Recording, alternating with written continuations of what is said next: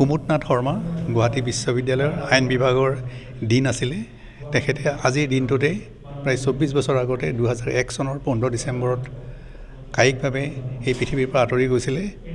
সদৌ অসম ছাত্ৰ সন্থাৰ অধীনত যি অসম আন্দোলন হৈছিলে, সেই আন্দোলনত তেওঁ দৌভাষী হিচাপে ছাত্ৰ সন্থাৰ লগত আছিলে আৰু তেখেতে 2001 চনৰ 15 ডিচেম্বৰত ঢুকোৱাৰ পিছত তেখেতৰ যিখিনি লিখনি, এই লিখনিসমূহ আমি একত্ৰিত কৰি গ্ৰন্থ আকাৰত আজি প্ৰকাশ কৰি উলিয়াইছোঁ।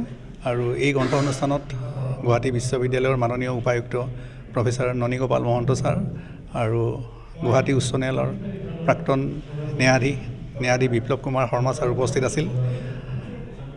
এই গ্ৰন্থখনে মই ভাবোঁ সেই সময়ৰ যি সমসাময়িক ৰাজনৈতিক আৰু অন্যান্য দিশক প্ৰতিফলিত কৰিব আৰু আইনৰ ছাত্ৰক আৰু পাঠকসকলক উপকৃত কৰিব। ধন্যবাদ। কিতাপ আচলতে কুমুদনাথ শৰ্মা সকল আইনৰে নাছিলে, তেওঁ আইনৰ পৰা ৰখাই।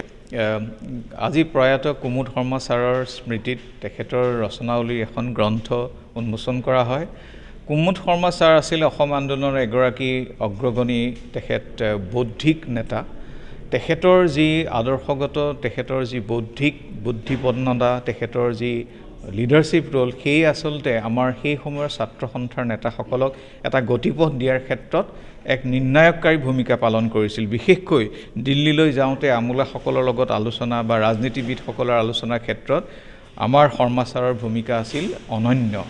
আৰু তেখেতৰ আৰু অকল সেই ক্ষেত্ৰতে নহয়, গুৱাহাটী বিশ্ববিদ্যালয়ৰ আমাৰ বিভাগটো এক গতিপথ নিৰ্ণয় কৰাৰ ক্ষেত্ৰতো ছাৰে এক নিৰ্ণায়ককাৰী ভূমিকা পালন কৰিছিল। তাৰ লগতে তেখেতৰ সাহিত্য বা অন্যান্য আমাৰ অসমৰ সাম্প্ৰতিক অসমৰ ইতিহাস, ৰাজনীতি, আমাৰ অসম আন্দোলনৰ প্ৰেক্ষাপট ওপৰত ছাৰে বিভিন্ন ধৰণে আলোচনা আগবঢ়াই থৈ গৈছে, বিশ্লেষণ আগবঢ়াই থৈ গৈছে।